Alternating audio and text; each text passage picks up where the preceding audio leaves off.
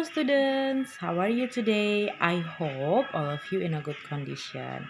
Halo anak-anak Miss semuanya, selamat pagi. Miss harap kita semua dalam kondisi yang baik dan tetap semangat di pembelajaran kali ini. Nah, kemarin kita sudah mempelajari pembelajaran pertama yaitu ciri-ciri makhluk hidup. Hari ini kita masuk pembelajaran kedua pada halaman 9. Yang pertama yaitu ciri-ciri makhluk hidup bergerak. Nah, cara-cara makhluk hidup bergerak itu berbeda-beda. Yang pertama, contohnya ikan. Ikan bergerak salah satunya yaitu dengan berenang. Berenang menggunakan sirip. Nah, cicak bergerak dengan cara merayap. Kucing bergerak dengan cara berjalan dengan kakinya. Kaki kucing ada 4. Begitu juga dengan manusia. Manusia bergerak, salah satu contohnya itu berjalan menggunakan kaki. Nah, jadi pertanyaannya, Miss, tumbuhan bergerak enggak? Nah, jadi tumbuhan itu juga bergerak. Bagaimana caranya tumbuhan bergerak, Miss? Dia kan tetap di tempat. Nah, tumbuhan bergerak tetapi memang tidak berpindah tempat. Contohnya bunga yang pertamanya dia berkatup, tiba-tiba dia dengan melalui pergerakan dia mekar. Begitu juga dengan pucuk tumbuhan yang bergerak ke arah matahari. Dan yang terakhir yaitu akar. Akar bergerak ke arah sumber air yaitu ke tanah. Semakin lama tumbuhan itu akarnya akan semakin menjalar. Begitu. Ciri-ciri makhluk hidup yang kedua yaitu bernafas. Bernafas juga mempunyai perbedaan dalam setiap makhluk hidup. Contohnya manusia. Manusia bernafas dengan paru-paru. Sedangkan ikan bernafas dengan insang. Dan belalang, kupu-kupu itu bernafas dengan trakea. Dan juga cacing bernafas dengan trakea. Begitu. Jadi kalau tumbuhan itu bernafas, Miss. Iya, tumbuhan juga bernafas.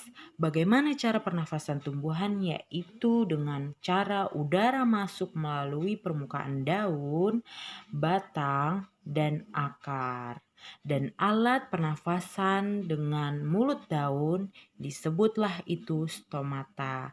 Sedangkan alat pernapasan di permukaan batang disebutlah itu inti sel.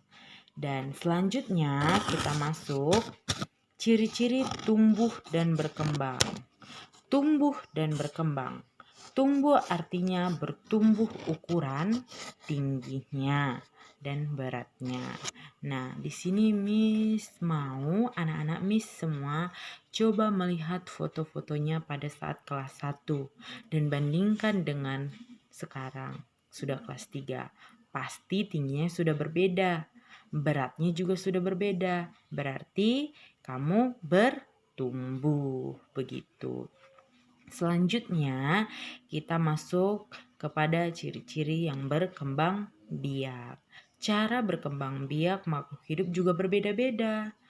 Ada yang berkembang biak dengan cara melahirkan, itulah yang disebut dengan vivipar.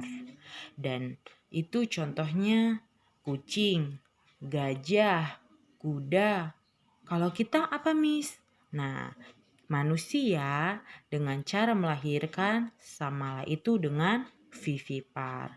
Jadi yang kedua yaitu berkembang biak dengan cara bertelur yang disebut dengan ovipar. Dengan cara bertelur, apa itu Miss contohnya?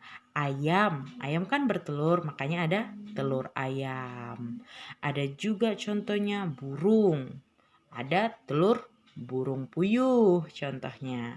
Yang ketiga yaitu cicak. Cicak juga bertelur. Berarti cicak termasuk dengan ovipar. Begitu. Nah, sekarang dibuka pada halaman 13. Di sini ada disebutkan ciri makhluk hidup mendapatkan makanannya, yaitu contohnya makanan manusia berasal dari tumbuhan dan hewan. Dan sebagian hewan juga memerlukan tumbuhan untuk makanan. Ada juga hewan makan hewan. Contohnya apa, Miss? Cicak. Cicak makanannya nyamuk begitu. Jadi tumbuhan memerlukan makanan nggak, Miss? Iya, tumbuhan memerlukan makanan. Makanan tumbuhan yaitu unsur hara, kompos, dan sisa tumbuhan yang sudah busuk begitu. Sekarang kita lanjutkan lagi ya nak pada halaman 14 yaitu ciri makhluk hidup yang peka terhadap rangsangan.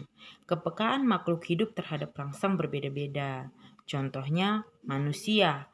Manusia ketika kita melihat matahari yang begitu silau, kita lihat matahari silau, pasti kita langsung menutup mata kita. Itu artinya kita peka terhadap rangsang. Jadi kalau tumbuhan peka terhadap rangsang nggak, Miss? Iya, tentu juga tumbuhan peka terhadap rangsang. Contohnya apa, Miss? Contohnya yaitu tumbuhan putri malu. Ketika kita sentuh tumbuhan putri malu, dia akan menutup.